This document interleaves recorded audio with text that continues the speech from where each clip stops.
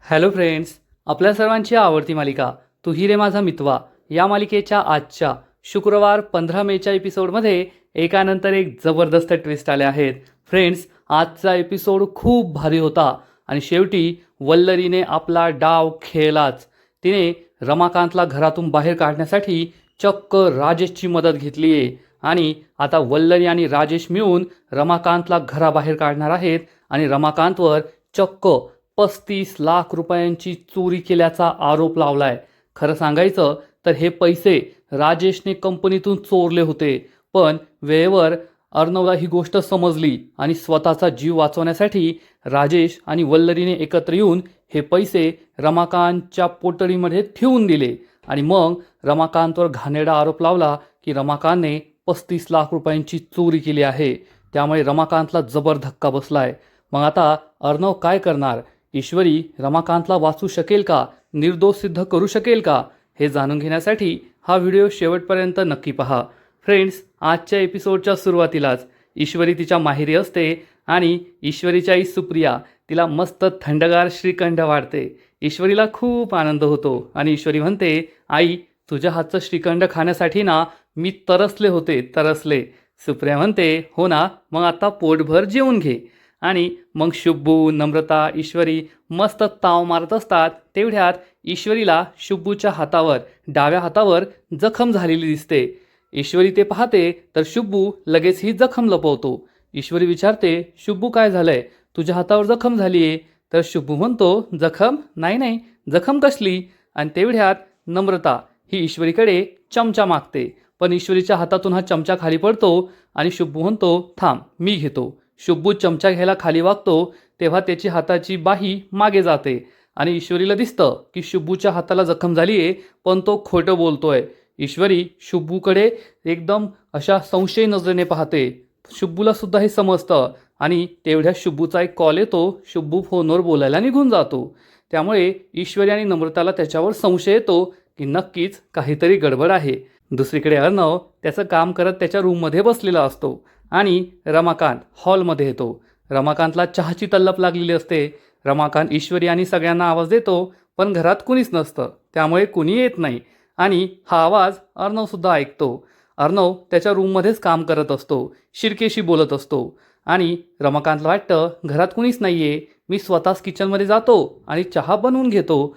रमाकांत किचनमध्ये येतो आणि चहा बनवत असतो. तो पाणी घेतो, त्यात दूध टाकतो, चहा पावडर टाकतो, साखर टाकतो आणि चहा उकळत असतो. आणि त्याच वेळेस अर्णव हा हॉलमध्ये खाली येतो. त्याचा कॉल सुरूच असतो आणि रमाकांतला अर्णव पाहतो आणि विचारतो, तुम्ही किचनमध्ये काय करताय?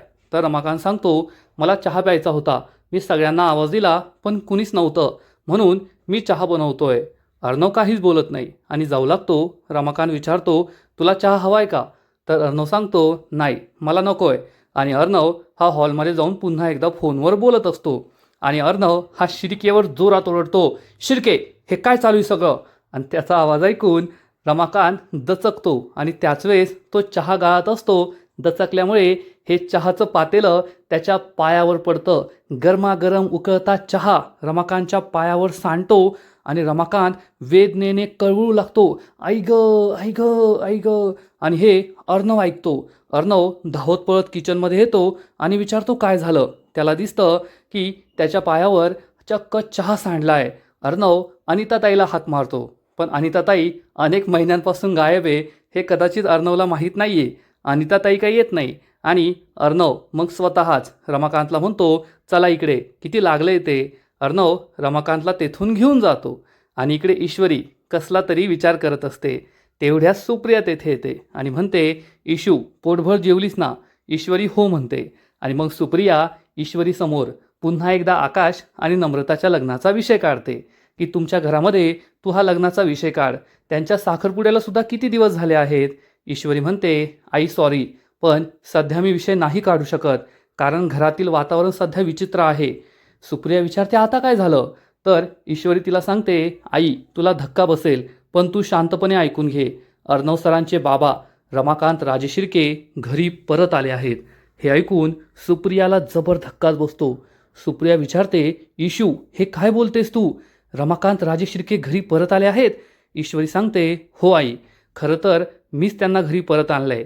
आणि मग ईश्वरी झालेला सगळा प्रकार सुप्रियाला सांगते. सुप्रिया खूप घाबरते आणि म्हणते, "इशू, आता पुढे काय करायचं?" तर ईश्वरी म्हणते, "आई, हीच ती योग्य संधी आहे, जेव्हा तू आणि अर्णव सरांचे बाबा दोघे निर्दोष आहात हे आपण सिद्ध करू शकतो." सुप्रिया विचारते, "पण हे सगळं कसं सिद्ध करायचं?" तर ईश्वरी सांगते, "तुम्ही दोघांनी एकमेकांसमोर यायचं, एकमेकांना भेटायचं."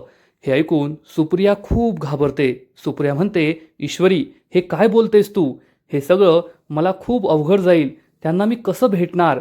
ईश्वरी म्हणते, "आई, मला कळतंय, पण तुला त्यांना भेटावंच लागेल." सुप्रिया तिला समजावून सांगते, "ईश्वरी, मलाही कळतंय की तू आम्हा दोघांना निर्दोष सिद्ध करण्यासाठीच हे सगळं करायला सांगतेय. पण ज्या प्रसंगामुळे आमच्या दोघांचं आयुष्य बर्बाद झालं, त्या व्यक्तीला पुन्हा एकदा भेटणं माझ्यासाठी खरंच खूप अवघड आहे. आणि मी भेटेल त्यांना, काही प्रॉब्लेम नाही आहे. फक्त मला थोडा वेळ दे. मी माझ्या मनाची तयारी करते, तुझ्या बाबांशी बोलते आणि मग मी त्यांना भेटेल." ईश्वरी म्हणते, "आई, काहीच प्रॉब्लेम नाही आहे. तू जे बोलते ना ते अगदी योग्य बोलतीये. मला कळतंय तुझी मनस्थिती काय आहे. तू तुझा वेळ घे आणि मला फोन करून कळव. मग आपण तुमच्या दोघांची भेट घडवून आणूया. आणि तू काळजी करू नको. लवकरच तुमचं सत्य सगळ्यांना कळणार आहे. तुम्ही दोघे निर्दोष आहात हे सगळ्यांना कळेल." हे ऐकून सुप्रियालाही आनंद होतो. आणि इकडे अर्णव रमाकांतला हॉलमध्ये घेऊन येतो. त्याला सोफ्यावर बसवतो आणि पाहतो तर त्याच्या पायाला खूप भाजलेलं असतं. अर्णव म्हणतो, "किती लागलंय? काही गरज होती का आतमध्ये जाण्याची, स्वतः चहा बनवण्याची?" तर रमाकांत सांगतो, "मी आवाज दिला होता, पण कुणी नव्हतं ना, म्हणून मी गेलो होतो." अर्णव त्याच्या पायाकडे पाहतो आणि म्हणतो, "याला क्रीम लावावी लागेल.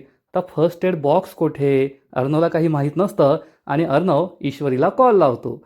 ईश्वरी ही घराच्या अंगणात घराबाहेर पोहोचलेली असते. ईश्वरी अर्णवचा फोन उचलते आणि विचारते, "काय हो सर, तुम्हाला काय माझ्याशिवाय करमत नाही का? 2 मिनिटं घराबाहेर गेले आणि लगेच मला फोन लावला." अर्णव चिडून म्हणतो, "मिस इंदोर, जोक मारण्याची वेळ नाहीये. फर्स्ट एड बॉक्स कुठे ते सांग." ईश्वरी घाबरून म्हणते, "सर, फर्स्ट एड बॉक्स तुम्हाला लागलंय का? काय झालंय सांगा मला." अर्णव म्हणतो, "मला नाही लागलंय. बॉक्स कुठे ते सांग मला." ईश्वरी सांगते, "डायनिंग टेबलच्या बाजूला जो कबाड आहे ना त्याच्या ड्रॉवरमध्ये आहे." अर्णव म्हणतो, "ठीक आहे." ईश्वरी ही घराजवळ येते की नेमकं कोणाला लागले ते पाहण्यासाठी. आणि अर्णव हा धावत पळत जाऊन या ड्रॉवरमधून फर्स्ट एड बॉक्स आणतो. यातून एक क्रीम बाहेर काढतो आणि रमाकांतला म्हणतो, "ही क्रीम लावा." रमाकांत झाकण उघडतो, क्रीम लावण्याचा प्रयत्न करतो. पण त्याने असा पाय सोफ्यावर ठेवला असतो, त्यामुळे त्याचा हात काही पायापर्यंत पोहोचत नाही. अर्णवला हे समजतं. अर्णव म्हणतो, "द्या क्रीम इकडे." आणि मग अर्णव हा स्वतः चक्क रमाकांतच्या पायाची शुश्रूषा करू लागतो. तेवढ्यात ईश्वरी तेथे येते आणि रमाकांतच्या पायाला लागलंय आणि अर्णव फर्स्ट एड बॉक्समध्ये सगळं हे करतोय हे पाहून ईश्वरी खूप खुश होते आणि लपून हे सगळं पाहत असते. सगळ्यात आधी अर्णव कॉटनने रमाकांतचा पाय स्वच्छ करतो आणि मग रमाकांतला त्रास होत असतो हे पाहून अर्णवला सुद्धा वाईट वाटतं. अर्णव वाकड्या नजरेने त्याच्याकडे पाहत असतो. रमाकांतला दुखत असतं. मग अर्णव रमाकांतच्या पायाला ही क्रीम लावतो, त्यावर कॉटन लावतो आणि पट्टी बांधणार. हे सगळं पाहून ईश्वरी खुश असते. पण तेवढ्यात ईश्वरीचा मोबाईल वाजतो. ईश्वरीची रिंगटोन सगळ्यांना ऐकू येते. अर्णवला समजतं की ईश्वरी ही लपून हे सगळं पाहत होती. त्यामुळे अर्णव खूप चिडतो. ईश्वरीला समजतं आता लपून काही फायदा नाहीये आणि ईश्वरी त्यांच्या समोर येते. अर्णव चिडून विचारतो, "तू येथेच होतीस ना, मग लपून कशाला बसली होतीस?" ईश्वरी म्हणते, "अरे वा, खूप छान झालं. येथे तर सगळी दिलजमाई झाली असं वाटतंय." रमाकांत खुश होतो तर अर्णव चिडून विचारतो, "काय दिलजमाई? मिस इंदोर, असं काही होणार नाहीये आणि कधीच होणार नाही, एवढं लक्षात ठेव." अर्णव ही क्रीम फेकून देतो आणि लॅपटॉप घेऊन आपल्या रूममध्ये निघून जातो. ईश्वरीला समजतं हा माणूस काही सुधारणार नाहीये. आणि मग ईश्वरी रमाकांतला विचारते, "बाबा, हे सगळं कसं झालं?" तर रमाकांत सांगतो, "काही नाही गं, मला चहा प्यायचा होता. घरात कुणीच नव्हतं. मी चहा बनवून घेतला, पण त्याच वेळेस अर्णव कोणावर तरी फोनवर जोरात ओरडला, म्हणून मी दचकलो आणि माझ्या पायावर चहा पडला." ईश्वरी म्हणते, "हे सरपन्ना, पण बाबा, आज तर फक्त सुरुवात झाली आहे. तुम्ही टेन्शन घेऊ नका. हळूहळू सगळं काही ठीक होणार आहे. तुमचा मुलगा हा तुमच्याजवळ नक्की येईल." हे ऐकून रमाकांतसुद्धा खूप खुश होतो. आणि इकडे ईश्वरीच्या माहेरी चक्क आकाश पोहोचतो आणि सगळ्यांना म्हणतो, "सरप्राईज!" आकाशला पाहून सगळे खूप खुश होतात. सुप्रिया, नम्रता, शब्बूसुद्धा खुश झाल्याचं नाटक करतो. आणि मग आकाश हा नम्रताजवळ बसतो आणि नम्रताला म्हणतो, हे पहा तुझ्यासाठी काय आणलंय. नम्रता विचारते, सर हे तुम्ही माझ्यासाठी आणलंय, काय ड्रेस आहे का? तर आकाश म्हणतो, नाही नाही तुझ्यासाठी नाही आणलंय, शुब्बूसाठी आणलंय. शुब्बू खूप चिडतो. तर नम्रता म्हणते, काय सर? आकाश म्हणतो, आता तुझ्यासाठी ड्रेस आणणार ना, त्याच्यासाठी कसं आणेल? तेवढ्यात सुप्रिया येते आणि विचारते, हे काय आहे? तर नम्रता सांगते, आई आकाश सरांनी माझ्यासाठी छान ड्रेस आणलाय. सुप्रिया म्हणते, अरे वा खरंच खूप छान आहे. नम्रता म्हणते, ठीक आहे मी ठेवून येते. तर सुप्रिया म्हणते, थांब तू, मी ठेवून येते. सुप्रिया जाते आणि मग आकाश हा पुन्हा एकदा नम्रताचा हात हातात घेतो. चांगलाच रोमॅन्टिक होतो. तर लगेच नम्रता म्हणते, सर काय करताय? शुभू पाहतोय, आई सुद्धा आहे. आकाश म्हणतो, चल मग बाहेर. हे दोघे बाहेर जाऊ लागतात. तर तेवढ्यात शुभू म्हणतो, अरे वा बाहेर चाललात का? चला मी पण येतो, तेवढेच माझे पाय मोकळे होतील. सुप्रिया हे सगळं ऐकते आणि सुप्रियाला कळतं हा तर कबाब में हड्डी होतोय. आणि सुप्रिया म्हणते, शुभू तू माझी मदत कर. येथे वरती माळावर आहे ना गव्हाची पोती आहे, ती मला काढून दे आणि लगेच ये बरं का. शुभू म्हणतो, हो ठीक आहे येतो. आकाश आणि नम्रता निघून जातात. शुभूला समजतं या काकूने हे जाणून बुजून केलंय, त्यामुळे शुभू खूप चिडतो. आता या शुभूने तीच गव्हाची पोती या सुप्रियाच्या डोक्यावर नाही पाडली तर बरं होईल, कारण शुभू सायको आहे, काही पण करू शकतो. आणि इकडे दुसरी सायको म्हणजे आपली वल्लरी मामी चक्क सुप्रिया आणि रमाकांतचे फोटोज आणि त्या पत्रकाराकडून आणलेले ओरिजिनल निगेटिव्ह पाहत असते आणि म्हणते, दॅट इज दॅट. वल्लरी शेवटी तू करूनच दाखवलं. रमाकांत आणि सुप्रिया प्रकरणातले सगळे पुरावे आता तुझ्या हातात आहेत. आता त्या सुप्रियाने तुला पाहिलं काय, नाहीतर त्या रमाकांतला काही आठवलं काय? त्यांनी तुझ्यावर कितीही आरोप लावले ना, तरी तुझ्यावरचे हे आरोप ते कधीच सिद्ध करू शकणार नाही. त्यांना कधीच कोणते पुरावे सापडणार नाही. आता माझं पुरावे गोळा करणं हे एक मिशन तर पूर्ण झालंय. आता दुसरं मिशन, रमाकांत को घर से भगाव. आणि वल्लरी खूप खुश असते आणि म्हणते, रमाकांत इतकी वर्ष तू हरी हरी करत गावोगाव दारोदारी फिरत होता ना, आता सुद्धा तू तेच करणार. शेवटी तुझी लायकी तीच आहे. आता मला सगळे पुरावे तर मिळाले, आता मी तुला कसा घराबाहेर काढते ना ते पाहतच राहा. आणि ईश्वरी तुला काय वाटतं, तू त्या रमाकांतला घरात आणलं, त्याला घरात कायमचं ठेवून घेशील का? अगं जोपर्यंत ही वल्लरी नावाची नागिन्या घरात आहे ना, सगळ्यांना डसत राहणार आणि माझ्या विषाने सगळ्यांचं आयुष्य बर्बाद करणार, एवढं तू लक्षात ठेव. आणि मग वल्लरी स्वतःच किती भारी काम केलंय, मी किती भारी आहे, मी किती छान आहे, मी किती हुशार आहे असा विचार करून एखाद्या राक्षसींसारखी हसू लागते. खरंच वल्लरीकडे पाहून समजतं की जुन्या काळामध्ये राक्षसीन कशा असतील. वल्लरीला पाहून खूप राग येतो, यात शंका नाही. या वल्लरीचं सत्य लवकरात लवकर बाहेर यायलाच हवं. आणि मग इकडे आपला राजेश हा रूममध्ये येतो, रूमचा दरवाजा लावून घेतो आणि कन्नूला विचारतो, काय कन्नू बाळा झोपलीस का? झोप झोप, तू जेवढं झोपशील तेवढंच मला माझी कामं करता येतील. आणि मग राजेश त्याची बॅग उघडतो आणि या बॅगमधून एक मोठं गाठोडं बाहेर काढतो. या गाठोड्यामध्ये जवळपास 35 लाख रुपये असतात. हे पैसे पाहून राजेश खूप खुश होतो. या पैशांचा वास घेतो आणि म्हणतो, वाह वाह रे चिंटुकल्या वाह, तुझ्या वाकड्यात जाऊन जेवढे पैसे मला कमवताना आले ना, तेवढे तुझ्याशी गोड गोड बोलून मला कमवता आले आहेत.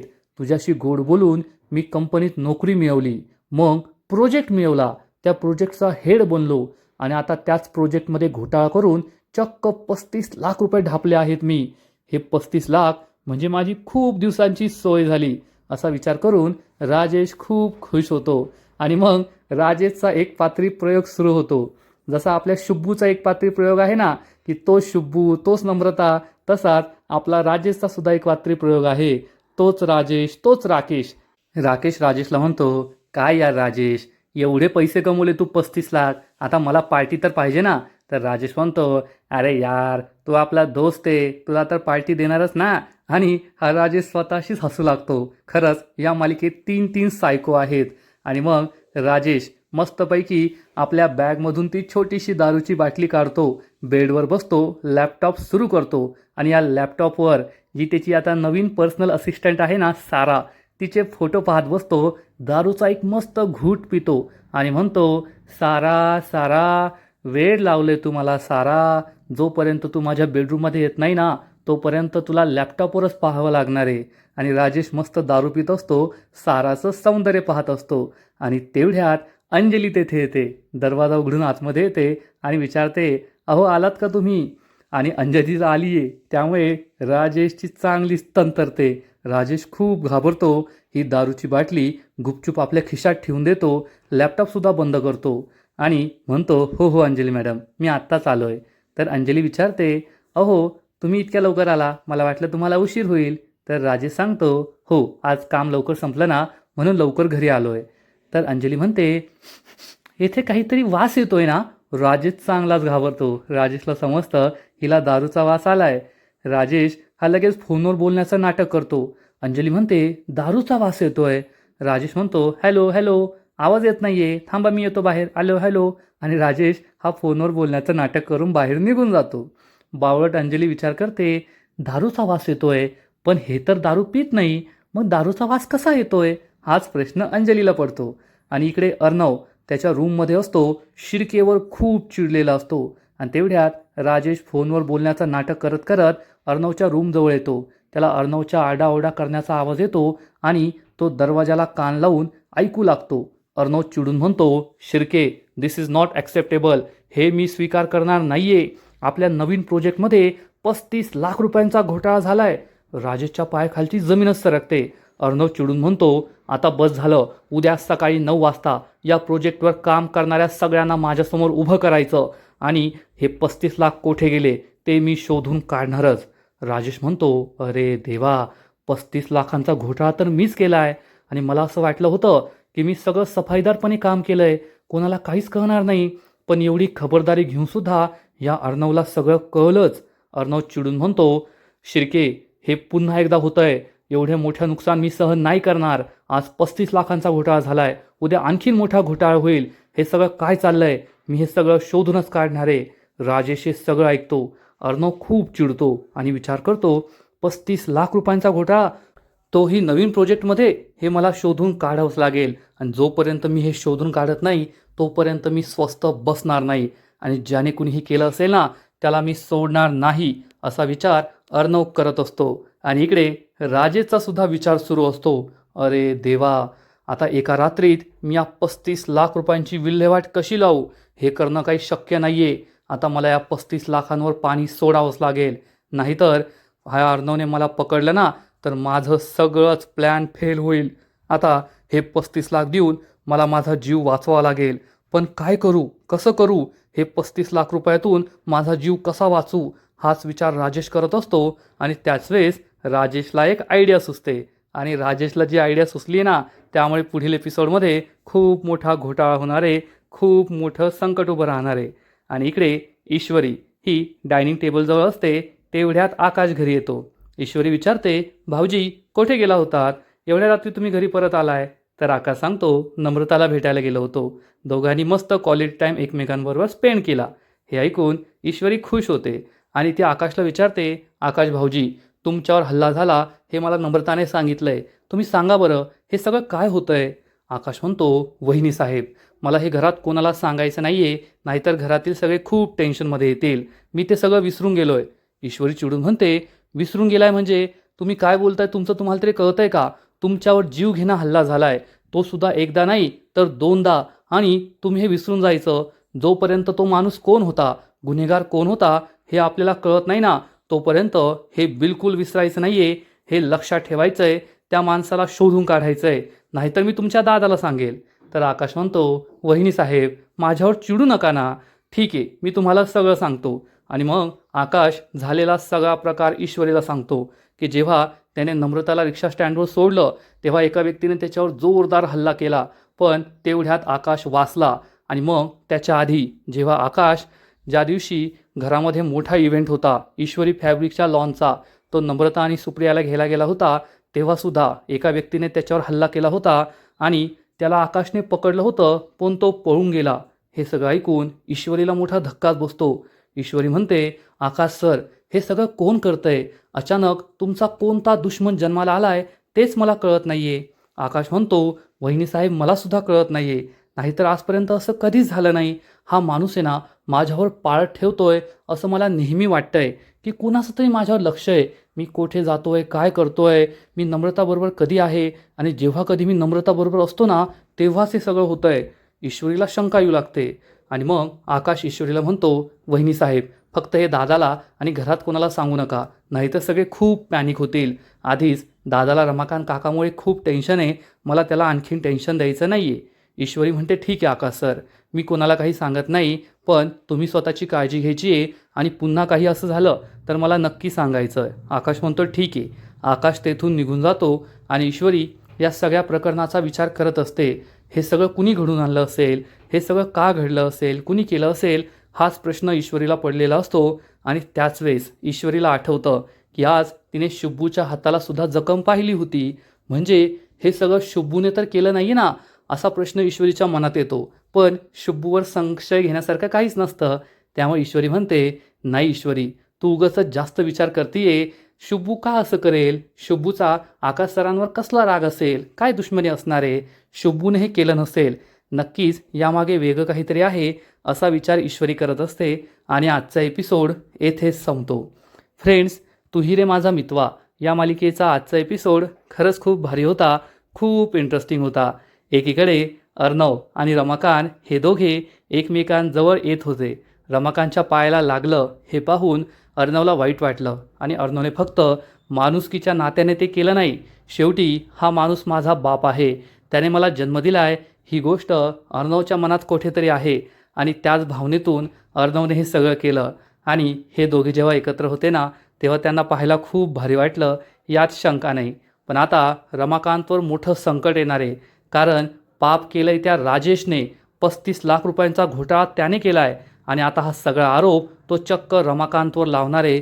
त्यामुळे रमाकांतसाठी पुढचा दिवस, पुढचा एपिसोड हा खूपच डेंजरस असेल, यात शंका नाही. आजचा एपिसोड तर भारी होता, पण या मालिकेचा पुढील एपिसोड आणखीन भारी असणार आहे, आणखीन मोठा ट्विस्ट या मालिकेत येणार आहे. मग नेमकं घडणार तरी काय?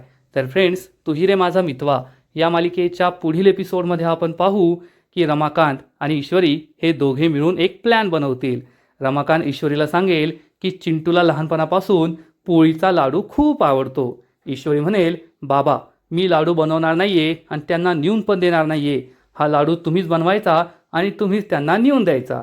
रमाकांत आधी तर नकार देईल, पण नंतर तयार होईल आणि मग रमाकांत चक्क अर्णवसाठी पोळीचा लाडू बनवणार. गावरान तूप, सुका मेवा हे सगळं टाकून तो मस्त लाडू बनवेल. ईश्वरी म्हणेल, वाह किती छान लाडू बनलेत. अर्णव त्याच्या रूममध्ये काम करत असेल, तेवढ्यात रमाकांत त्याच्यासाठी हे लाडू घेऊन येईल आणि ईश्वरी म्हणेल, पहा अर्णव सर, तुमच्या बाबांना तुमच्या लहानपणीची आवड अजूनसुद्धा लक्षात आहे, त्यांनी तुमच्यासाठी पोळीचा हा लाडू बनवला आहे. पण अर्णव खूप चिडेल आणि रमाकांतला जाब विचारणार, तुम्ही हे सगळं का करताय? हे करून काहीच फायदा होणार नाहीये, काहीच फरक पडणार नाहीये, तुम्ही इथे का आला आहात, का सगळं करताय? आणि त्याच वेळेस चक्क अंजली आणि मामी तेथे पोहोचतील रमाकांतचं गाठोडं घेऊन आणि अंजली म्हणेल, थांब चिंटू, मी तुला सांगते हे येथे का आले आहेत आणि हे सगळं कशासाठी करताय. अंजली हे गाठोडं उघडणार आणि हे गाठोडं उघडतात सगळ्यांना जबर धक्का बसेल, कारण यामध्ये चक्क 35 लाख रुपये असतील, जे 35 लाख राजेशकडे होते. म्हणजे राजेशने स्वतःचा जीव वाचवण्यासाठी हे 35 लाख रुपये चक्क रमाकांतच्या गाठोड्यामध्ये ठेवून दिले आणि मग मामी आणि अंजलीला भडकून दिलं असेल. त्यांना तर संधीच हवी होती आणि त्यांनी लगेच या संधीचं सोनं केलं.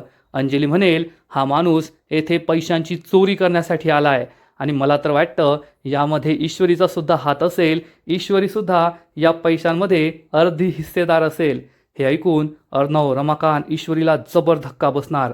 पण अर्णवला एक वेळेस रमाकांतवर संशय येईल, पण ईश्वरीबद्दल तो असं काहीच ऐकून घेणार नाही, एवढं मात्र खरं. मग आता हा चोरीचा आरोप लागल्यानंतर अर्णव काय करणार? अर्णव खरंच रमाकांतवर संशय घेईल का? पण ते सगळं नंतरचं आहे. रमाकांतला स्वतःलाच वाईट वाटेल, कारण त्याच्या स्वतःच्याच घरात त्याची स्वतःचीच मुलगी त्याच्यावर चोरीचा आरोप लावतीये. त्यामुळे कोणत्याही बापाला वाईट वाटणार, यात शंका नाही. मग ईश्वरी रमाकांतला कसं निर्दोष सिद्ध करणार? राजेचा घोटाळा सगळ्यांसमोर येईल का? या 35 लाखांचं रहस्य सगळ्यांना समजेल का? हे पाहायला खूप मजा येणार आहे. तर फ्रेंड्स, तुम्हालासुद्धा तू ही रे माझा मितवा ही मालिका आवडते का? नक्कीच कमेंट करून सांगा. आणि या मालिकेचे असेच नवीन नवीन एपिसोड, नवीन नवीन अपडेट सर्वात आधी पाहण्यासाठी व्हिडिओला लाईक करा, शेअर करा, चॅनलला सबस्क्राईब करून बेल आयकॉनवर क्लिक करा, म्हणजे या मालिकेचे नवीन नवीन एपिसोड तुम्हाला सर्वात आधी पाहायला मिळतील. खूप खूप खूप धन्यवाद.